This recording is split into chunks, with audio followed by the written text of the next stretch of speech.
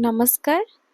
आज आम कथा हेबा एक गुरुत्वपूर्ण विषय उपरे जहाँ होची ऑटिज्म स्पेक्ट्रम डिसऑर्डर जहाँ होची एक स्नायु जनित अवस्था। यह द्वारा शिशु माने अन्य शिशु मानक ठारू मानसिक भाषा जनित सामाजिक भावरे अलगा होई थांती, अन्य शिशु मानक ठारू अलगा होई थांती। पिलामानंकु इथिरे अलगा शिशु मानक सहित अलगा पिलामानक सहित खेलिबाकु पसंद होई नथाए, आखिरे आखि मिसाई कथा हेबाकु सेमानंकु पसंद होई नथाए, खेलिबाकु बुलिबाकु सेमानंक सहित भल लागी नथाए, सेमानंकु जोर आवाज बहुत जोर बा बहुत आलोकरे सेमानंकु भल लागी नथाए, सेमाने एकुटिया रहिबाकु पसंद करि थांती। गोटे शब्द किंबा गोटे वाक्य को सेमाने बारंबार दोहराई थांती, बारंबार कहि थांती।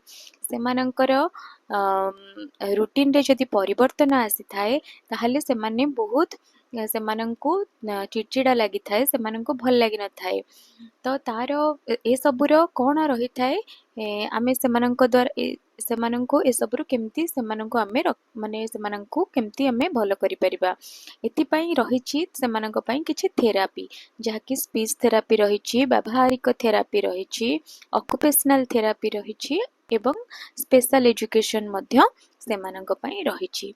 पितामातांक पई कोन परामर्श जहाकि पितामाता माने टिके सहनशीलता हुअन्तु, सेमानंकु बहु मात्रा रे भल पाइबा दियन्तु, सेमानंक पई एक रूटीन सेट करन्तु। रूटीन सेट हेउची बहुत निहाती भाबरे सेमानंक पई आवश्यक, कारण रूटीन रो परिवर्तन रे सेमाने बहुत चिड़चिड़ा हे जांती। सेमानंक पई एक रूटीन सेट करन्तु, सेमानंकु सेमानंकर छोट छोट प्रगति सेमानंकर छोट छोट डेवलपमेंट काम रे सेमानंकु आपण माने तांको एनकरेज करन्तु। आमे समस्ते मिसी सेमानंक पई एक नुआ भविष्यत गढ़ी परिबा एवं आम समाज रे सेमानंकु एक नुआ स्थान मध्य देई परिबा। रहुछि, नमस्कार।